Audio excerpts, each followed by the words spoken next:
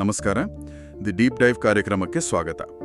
ಇವತ್ತು ನಾವು ಒಂದು ಬಹಳ ಮುಖ್ಯವಾದ ವಿಷಯದ ಬಗ್ಗೆ ಆಳವಾಗಿ ಚರ್ಚಿಸೋಣ ಅಂತ ಇದ್ದೀವಿ. ಹೌದು. ಈ ಲೋಕದಲ್ಲಿ ಕಷ್ಟಗಳು, ಸಂಕಟಗಳು ಇದ್ದೇ ಇರ್ತವೆ. ಇದು ನಮಗೆಲ್ಲ ಗೊತ್ತೇ ಇದೆ ಅಲ್ವಾ? ಹೌದು.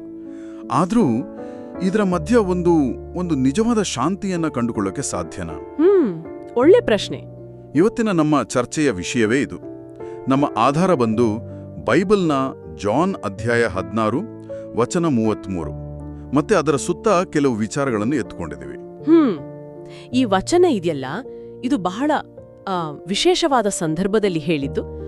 ಯೇಸು ತಾನು ಶಿಲುಬೆಗೆ ಹೋಗೋಕೆ ಕೆಲವು ಗಂಟೆಗಳ ಮುಂಚೆಯಷ್ಟೇ ತನ್ನ ಶಿಷ್ಯರಿಗೆ ಈ ಮಾತು ಹೇಳ್ತಾರೆ. ಹೌದು, ಅದು ಆ ಮಾತುಗಳಿಗೆ ಇನ್ನಷ್ಟು ಒಂದು ತೂಕ ಕೊಡುತ್ತಲ್ವಾ? ಖಂಡಿತವಾಗಿಯೂ.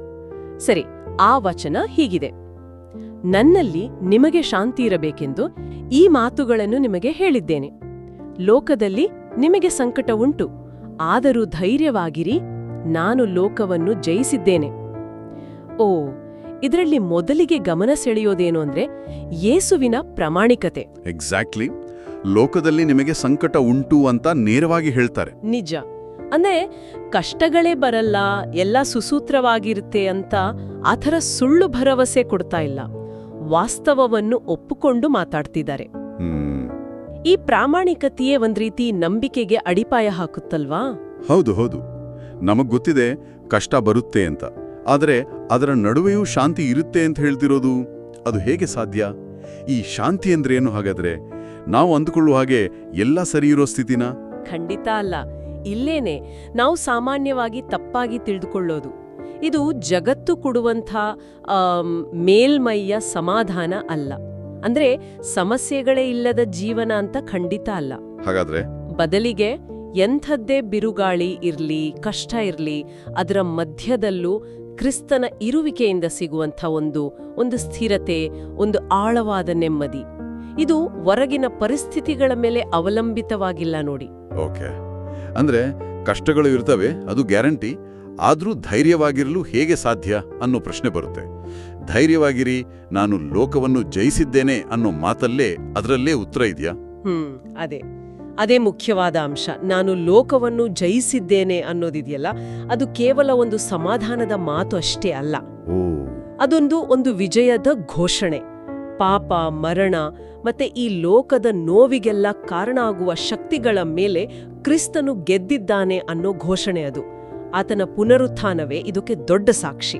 ಅಂದ್ರೆ ನಾವು ಈಗ ಎದುರಿಸ್ತಿರೋ ಯುದ್ಧದಲ್ಲಿ ಆಲ್ರೆಡಿ ರಿಸಲ್ಟ್ ಗೊತ್ತಿದೆ ಅನ್ನೋ ತರನಾ? ಹೌದು, ಬಹುತೇಕ ಹಾಗೆ. ನಂಬುವವರಿಗೆ ಇದರ ಅರ್ಥ ಏನು ಅಂದ್ರೆ, ನಾವು ಹೋರಾಡ್ತಾ ಇರೋದು ಗೆಲುವಿಗಾಗಿ ಅಲ್ಲ, ಬದಲಿಗೆ ಆ ಗೆಲುವು ಈಗಾಗ್ಲೇ ಆಗಿದೆ ಅನ್ನೋ ಆ ಒಂದು ನೆಲೆನಿಂದ ನಿಂತು ನಾವು ಹೋರಾಡ್ತಾ ಇದೀವಿ. ಇದು ನಮ್ಮ ಪರ್ಸ್ಪೆಕ್ಟಿವ್ ಅನ್ನೇ ಬದಲಾಯಿಸತ್ತೆ, ಗೊತ್ತಾ? ಹೌದು, ಅದು ಬಹಳ ಶಕ್ತಿ ಕೊಡೋ ಯೋಚನೆ. ಅಂದ್ರೆ ನಮ್ಮ ಸ್ವಂತ ಬಲದಿಂದ ಧೈರ್ಯವಾದಿ ಇರ್ಬೇಕಾಗಿಲ್ಲ. ಖಂಡಿತ ಇಲ್ಲ. ನಮ್ಮ ಶಕ್ತಿಯಿಂದ ಅಲ್ಲ, ಕ್ರಿಸ್ತನ ಗೆಲುವಿನ ಮೇಲೆ ನಮ್ಮ ಭರವಸೆ ಇಟ್ಟು ಧೈರ್ಯವಾಗಿರೋದು. ಈ ಧೈರ್ಯವಾಗಿರಿ ಅನ್ನೋ ಕರೆ ಇದೆಯಲ್ಲ, ಗ್ರೀಕ್ನಲ್ಲಿ ಥಾರ್ಸೈಟೆ ಅಂತಾರಂತೆ. ಅದು ಕೇವಲ ಹೆದರಬೇಡಿ ಅನ್ನೋದಕ್ಕಿಂತ ಹೆಚ್ಚು ಅನ್ಸುತ್ತೆ. ನಿಜ. ಅದೊಂದು ಒಂಥರ ಧೀರತನೆಯಿಂದ ಮುಂದುವರಿಯಿರಿ ಅನ್ನೋ ಕರೆ, ಭರವಸೆ ಇಡಿ ಅನ್ನೋ ಹಾಗೆ. ನಮ್ಮ ಬಲಹೀನತೆ ನಮ್ಗೆ ಗೊತ್ತಿದೆ, ಆದ್ರೂ ಆತನ ಶಕ್ತಿಯಲ್ಲಿ ನಂಬಿಕೆ ಇಟ್ಟು ಮುನ್ನಡೆಯಿರಿ ಅನ್ನೋ ಪ್ರೇರಣೆ ಅದು. ಸರಿ, ಹಾಗಾದ್ರೆ ಒಟ್ಟಾರೆಯಾಗಿ ಹೇಳೋದಾದ್ರೆ ಕಷ್ಟಗಳು ಜೀವನದ ಒಂದು ಭಾಗ, ಅದು ಇದ್ದೇ ಇಡುತ್ತೆ. ಆದ್ರೆ ಅವುಗಳ ನಡುಮೆಯೂ ಕ್ರಿಸ್ತನಲ್ಲಿ ಒಂದು ವಿಶೇಷವಾದ ಶಾಂತಿ ಸಿಗುತ್ತೆ. ಮತ್ತು ಆತ ಲೋಕವನ್ನು ಜಯಿಸಿದ್ದಾನೆ ಅನ್ನೋ ಅನಿಶ್ಚಿತತೆ ಇದೆಯಲ್ಲ, ಅದಿಂದ ನಾವು ಧೈರ್ಯವಾಗಿ ಬದುಕಬಹುದು. ಇದೇ ಇದರ ಸಾರಾಂಶ ಅಲ್ವಾ? ಹೌದು. ಆದ್ರೆ ಈ ತಿಳುವಳಿಕೆ ಕೇವಲ ತಲೆಯಲ್ಲಿದ್ರೆ ಸಾಕಾಗಲ್ವಲ್ಲ? ಖಂಡಿತ ಇಲ್ಲ. ಅದನ್ನೇ ನಾನು ಹೇಳೋಕ್ ಬರ್ತಾ ಇದ್ದೆ. ಇದು ಬರೀ ಒಂದು ಬೌದ್ಧಿಕ ಸತ್ಯವಾಗಿ ಉಳಿಬಾರ್ದು. ನಮ್ಮ ದಿನನಿತ್ಯದ ಬದುಕಿನಲ್ಲಿ ನಾವು ಎದುರಿಸೋ ಚಿಂತೆಗಳು, ಭಯಗಳು, ಅನ್ಯಾಯಗಳು, ಇವುಗಳ ಮಧ್ಯ ನಮಗೆ ಒಂದು ಸ್ಥಿತಿಸ್ಥಾಪಕತ್ವ ಅಂದ್ರೆ ರೆಸಿಲಿಯನ್ಸ್ ಕೊಡಬೇಕು. ರೆಸಿಲಿಯನ್ಸ್. ಕ್ರಿಸ್ತನ ವಿಜಯ ಅನ್ನೋದು ಬರೀ ಹಿಸ್ಟಾರಿಕಲ್ ಈವೆಂಟ್ ಅಲ್ಲ, ಅದು ಇವತ್ತು ನಮ್ಮ ಬದುಕನ್ನ ಬದಲಾಯಿಸಬಲ್ಲ ಒಂದು ಜೀವಂತ ಸತ್ಯ. ಭಾರ ಕಡಿಮೆ ಆಗೋದಿಲ್ಲ. ಇದು ತುಂಬಾ ವಾಸ್ತವವಾದ ಪ್ರಶ್ನೆ. ಇದು ನಮ್ಮೆಲ್ಲರ ನಂಬಿಕೆಯ ಪ್ರಯಾಣದ ಒಂದು ಭಾಗನೇ ಹೌದು. ಆ ಬೌದ್ಧಿಕ ಸತ್ಯ ಹೇಗೆ ನಮ್ಮ ಹೃದಯಕ್ಕೆ ಇಳಿದು ನಿಜವಾದ ಅನುಭವಕ್ಕೆ ಬರುವ ಶಾಂತಿಯಾಗಿ ಬದಲಾಗುತ್ತೆ ಅನ್ನೋದೇ ಒಂದು ಪ್ರೋಸೆಸ್. ಹೇಗೆ ಸಾಧ್ಯ ಅದು? ಬಹುಶಃ ಪ್ರಾರ್ಥನೆ, ದೇವರ ವಾಕ್ಯದ ಮೇಲೆ ಮತ್ತೆ ಮತ್ತೆ ಗಮನ ಹರಿಸೋದು, ವಿಶ್ವಾಸಿಗಳ ಜೊತೆ ಒಟ್ಟಿಗೆ ಇರೋದು, ಇವೆಲ್ಲದರ ಮೂಲಕ ಆ ಪರಿವರ್ತನೆ ನಿಧಾನವಾಗಿ ಆಗುತ್ತೆ ಅನ್ಸತ್ತೆ. ಇದು ಪ್ರತಿಯೊಬ್ಬರ ವೈಯಕ್ತಿಕ ನಂಬಿಕೆಯ ಅನುಭವ.